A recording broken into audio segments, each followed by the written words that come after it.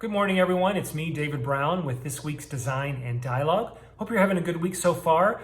This week, I want to talk about something that's maybe a little more fun. I know we've been diving into how to get along with your boss, how to survive COVID, how to work from home.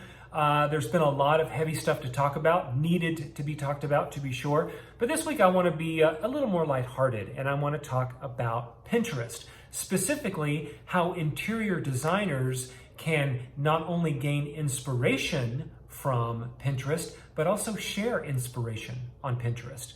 So first and foremost, how do you gain inspiration on Pinterest? Well, it's pretty easy, right? And the whole site is designed just for that. Pinterest makes it very easy to search by hashtags or phrases. And then as you are inspired or see images that you like, you can create a mood board. You can create there in Pinterest an idea board that you can go back to, add to, subtract from. This is the core purpose, I think, of Pinterest. And so you kind of got it. You can get motivated by Pinterest very easily. But how do you motivate others? What can you do to motivate others with your design?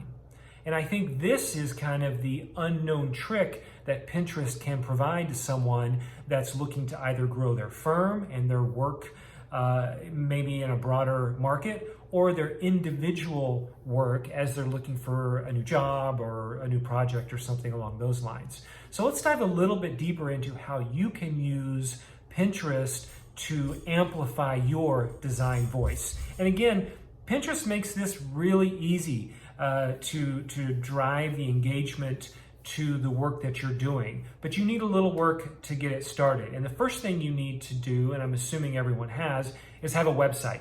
Have a website that houses all of your images, that houses your resume, your CV, what have you. That is a first step. And if you're not there, maybe check out another Design and Dialogue. But for this purpose, we assume you've got one.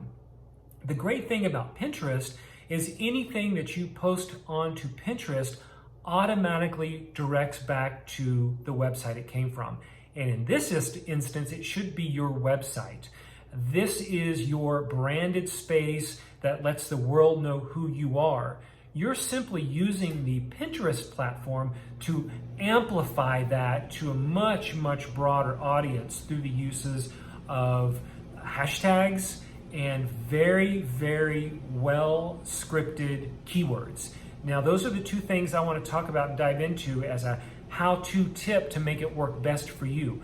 Hashtags work really well on Pinterest. And so you cannot have too many hashtags. Just make sure that they are relevant. I think what's more relevant is that you've got keywords as part of your images. So when you're uploading an image, just make sure you put keywords to whatever matters.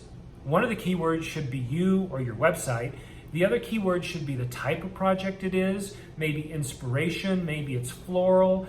Use your own judgment, but really take advantage of not only the hashtags, but the keyword capabilities to not only get your work seen on Pinterest, but then Pinterest flows directly into the much larger engine of Google. And so anyone that's looking has got to be directed to your work a lot easier than if you just kept it on your website.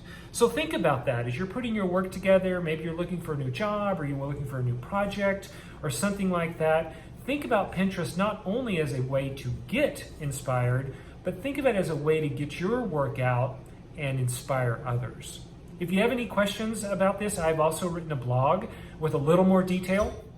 It's in the link below. Follow that link and it'll give you some other ideas that I've had.